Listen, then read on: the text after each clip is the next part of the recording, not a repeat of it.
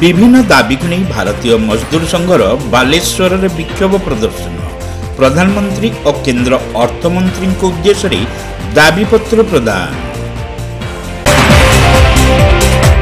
आसाम गुवाहाटी ठारे अनुष्ठित भारतीय मजदूर संघर 158तम राष्ट्रीय कार्यकारिणी कमिटी बैठक में गृहीत प्रस्ताव कार्यकारी दाबी देशव्यापी प्रधानमंत्री और केंद्र अर्थमंत्री उद्देश्य दाबीपत्र प्रदान निष्पत्ति अनुଯାୟୀ बालेश्वर ठारे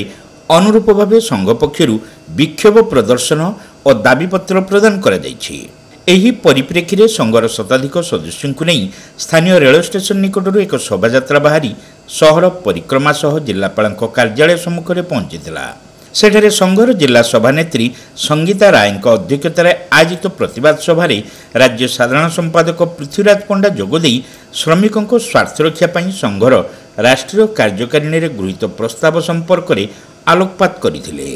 विभिन्न बेसरकारी क्षेत्र में कार्य करी अवसर नेबा परे मात्र 1000 टंकार पेंशन पाउथबा 17 लाख रु ऊर्ध्व ईपीएस 95 श्रेणी उपेक्षित पेंशन भोगी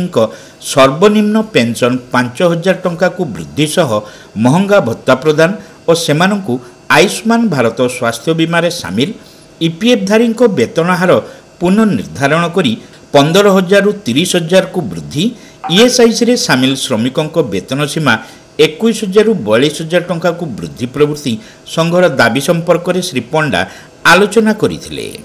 सेहीपरि समस्त स्कीम वर्कर मानकु सरकारी कर्मचारी मान्यता सह समान दरमा और सामाजिक सुरक्षा योजना रे सामिल ठिका कर्मचारी को सरकारी कर्मचारी भावे मान्यता सह समस्त सुविधा सुजोग प्रदान पई से दाबी उठाइथिले।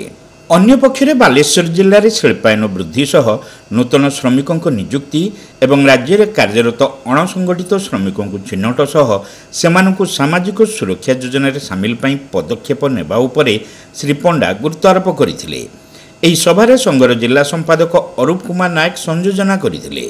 एही अवसर में संघ पक्षर जिलापाल को दाबीपत्र प्रदान करा जायथिला। सरकार जो स्कीम चले जाती से स्कीम केते वर्ष सरकार आईन अनुसार 10 वर्ष 15 वर्ष 20 वर्ष आगे 50 टपी 55 में आमर आईसीडी स्कीम कार्यकारी हेलानी आशा मानकर जो सही सन्ति एनआरएचएस स्कीम सेमति रही तेना आम सरकार को निवेदन स्कीम हटाई हम गोटे रेगुलर करा जाओ जदि रेगुलर न करते हम दरमा वृद्धि कर आमर पेट पाट बजार दर हो बढ़ुचे आमर दरमा वृद्धि बढ़िया ना एवं आमर पेंशन रिटायरमेंट पर आम भौणी मैंने परिवार बिकुंट माछ बिकुंट दुकान कर आम 60 वर्ष पाखे खटबू कि आम पेंशन ना तेणु आम चाहूँ आमको ईएसआई 95 एक्ट अनुଯାୟୀ आमको अति कम 5,000 टका पेंशन प्रदान करा जाओ आमको कर्म क्षेत्र में सामाजिक सुरक्षा प्रदान करा जाओ कर्म कला सामाजिक सुरक्षा ना किए माड़ खाई हस्पिटाल पड़ुची किए माड़ खाई रास्ता पड़ुची कार साड़ी साहब ब्लाउज गाँ लोक नहीं तेणु आमको सामाजिक सुरक्षा दि जाओ कर्म क्षेत्र में तेणु आमर सरकार को निवेदन दरमाटी वृद्धि कर स्कीम हटातु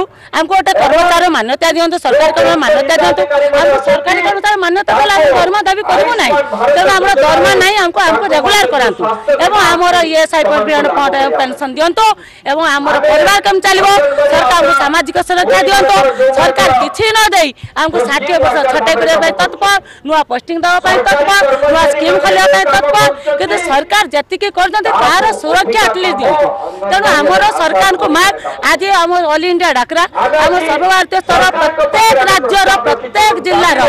आम कलेक्टर ऑफिस घेराव होम सरकार को पीएम मोदी को जनवाई चाहूँ आम पेट पाटला आम जीविका को से स्ट्रंग करातु आमको सुरक्षा दिंतु आम दरमा वृद्धि करातु आमको पेंशन दिंतु ना बचार भविष्य बचार आशा किसी ना एतिक आम पीएम मोदी को अनुरोध करुचु। आलोक पंडा अंजन कर हिमांशु बेरा सीता दास शकुंतला गोच्छायत जानकी राउल अपर्णा प्रधान भारती सह बादल दास प्रमुख एही कार्यक्रम नेतृत्व नहीं।